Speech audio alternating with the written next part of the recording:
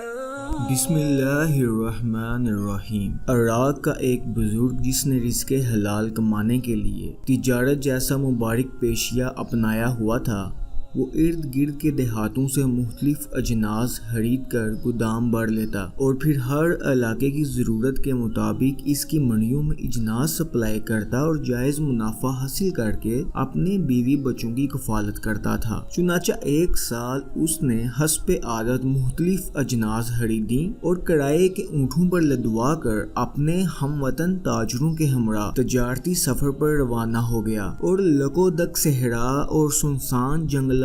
عبور کرتا ہوا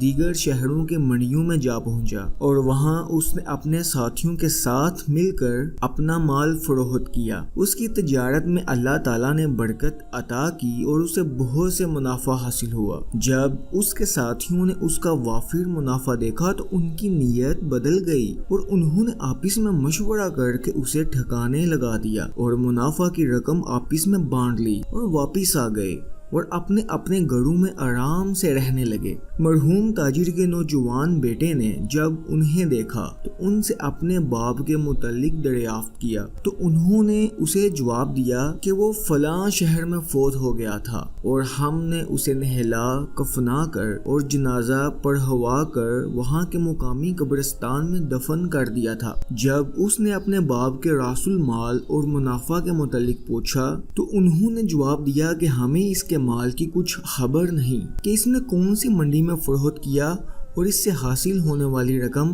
کہاں رکھی۔ ہمیں تو مقامی لوگوں کے ذریعے اس کی فوتگی کی اطلاع ملی تو ہم نے یہ احسان کیا کہ اسے اسلامی دستور کے مطابق اللہ کے سپرد کیا اور واپس آ گئے۔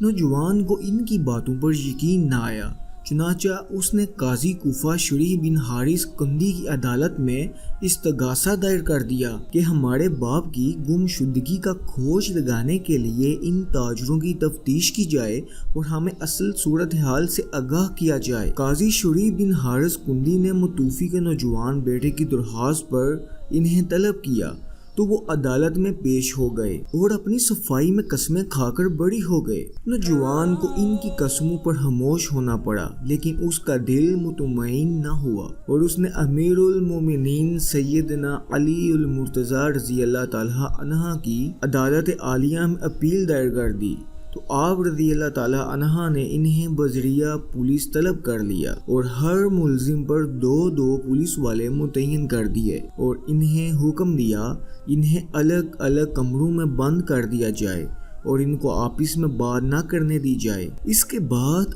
آپ نے اپنے ساتھیوں کی موجودگی میں ان ملزموں کو ایک ایک کر کے بلایا اور ان سے پوچھا، پہلا، اس نوجوان کا باپ تمہارے ساتھ کس دن نکلا تھا اور تم راستے میں کہاں ٹھہرے تھے؟ تمہارا سفر کیسا رہا؟ وہ کون سی بیماری سے فوت ہوا؟ اس کا مال کہاں فروخت ہوا اور اس کا کیا بنا؟ اسے غسل کس نے دیا؟ اس کی نماز جنازہ کس نے پڑھائی اور اس میں کون کون شریک ہوئے؟ اسے قبر میں کن لوگوں نے اتارا اور اس کی قبر کون سے قبرستان میں ہے؟ پہلے ملزم نے ان سوالات کے جو جوابات دیے وہ آپ نے اپنے کاتب کو حرف بحرف لکھوا دیے۔ اس کے بعد آپ رضی اللہ تعالی عنہ نے اپنے ساتھیوں کے ساتھ مل کر بآواز بلند اللہ اکبر کا نعرہ لگایا تو جدا جدا کمروں میں بند ہر ایک ملزم نے نعرے کی آواز سن کر اندازہ لگایا ان کے ساتھی نے اصل بات کا اقرار کر لیا ہے اور اس کے بعد آپ نے اس ملزم کو اس کے کمرے میں بند کروا دیا۔ پھر دوسرے کو بلوایا اور اس سے مذکورہ بالا سوالات کیے اور اس نے جو جوابات دیے وہ آپ رضی اللہ تعالی عنہ نے اپنے کاتب سے حرف بحرف لکھوا دیے۔ اس کے بعد آپ رضی اللہ تعالی عنہ نے اسے واپس بھجوا کر اسی کمرے میں بند کروا دیا۔ پھر تیسرے کو بلوا لیا اور اس سے مذکورہ بالا سوالات کیے اور اس کے جوابات بھی حرف بحرف لکھوا لیے۔ اس کے بعد آپ رضی اللہ تعالی عنہ نے اسے بھی اس کے کمرے میں واپس بھجوا دیا اور اس طرح یکے بعد دیگر ہر ملزم کو بلوایا اور اس سے مذکورہ والا سوالات کیے اور ہر ایک کے جوابات اپنے کاتب سے حرف بحرف لکھوا لیے۔ اس کے بعد آپ رضی اللہ تعالی عنہ نے ان کے جوابات کا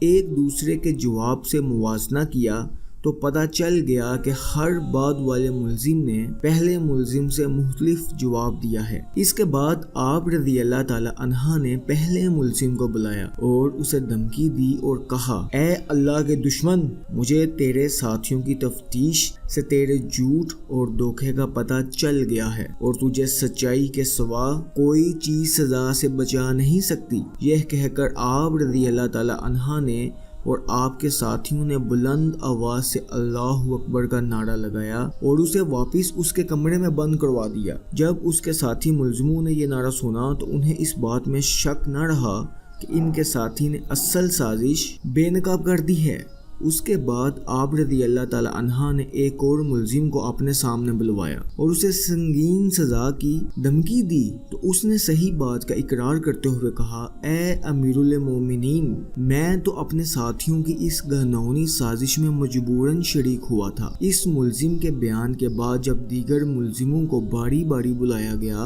اور انہیں سزا کی دھمکی دی گئی تو سب نے صحیح صورتحال کا اقرار کر لیا تو آپ رضی اللہ تعالی عنہ نے قید خانے میں بند پہلے ملزم کو تیسری بار اپنے سامنے بلوایا اور اس سے کہا کہ تیرے سب ساتھیوں نے اصل واقعے کا اقرار کر لیا ہے، لہٰذا تو بھی سچ بول دے ورنہ تیرا حشر برا ہوگا۔ چنانچہ اس نے بھی اپنے ساتھیوں کی طرح اپنے جرم کا اقرار کر لیا تو آپ رضی اللہ تعالی عنہ نے ان سے مقتول تاجر کا مال وصول کر کے وارثوں کو دے دیا اور ان کے مقتول کا قصاص لیا۔ ناظرین گرامی، دنیا میں بہت سے لوگ منتبہ قضا پر فائز ہوئے ہیں اور ہوتے رہیں گے، لیکن ان میں سے کوئی بھی انسان امیر المومنین سیدنا علی المرتضیٰ رضی اللہ تعالی عنہ جیسا قاضی و منصف نہ بن سکا۔ آپ ہمارے دور کے تفتیشیوں کی طرح ملزموں کی چمڑیاں ادھیڑ کر ان سے اقرار نہ کرواتے تھے اور نہ ہی اپنے سامنے پیش ہونے والے مقدمات میں مدعی کے دعویٰ اور اس کے گواہوں کی گواہی